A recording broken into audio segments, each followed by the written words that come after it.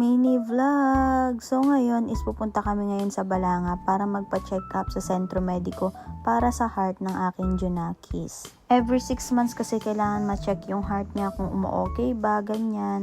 At maulan nga pala nung bumiyahe kami kasi nga merong bagyo ng time na yan. 3 PM yung check up niya pero dumating kami dito sa Balanga is 12 na, so naggalagala muna kami dito sa Vista Mall. Gusto ko nga pala matry yung bago dito sa Vista Mall pero hindi pala ako pwede dyan. Sabi kasi ng asawa ko is pambata lang daw yan. At simula nga na nagkaroon ng SM dito sa Bataan ay konti na lang yung pumupunta dito sa Vista Mall. Kaya makikita nyo sa pagbi-video ko is walang masyadong tao. Nagpicture-picture nga rin kami dito sa photo booth, so ayan yung itsura niya. At syempre nasa time zone kami, hindi mawawala ang pagko-claw machine. Syempre umaasa na may makukuha kami stuffed toy. After namin sa claw machine ay pumunta naman kami dito sa Krispy Kreme kasi gusto nga ng anak ko yung mga donut talaga dito. At nung magutom na nga ang mga person ay pumunta na kami sa Jollibee kasi nga ito yung gustong kainan ng aking Junakis. Ito nga pala ang aming mga foodang, so syempre kailangan nating videohan para naman may maisama tayo sa pagbablog ko na to, diba? At nang magsimula na ang kainan ay wala na nga pansinan ng mga person kasi gutom na nakakaikot dito sa Vista Mall.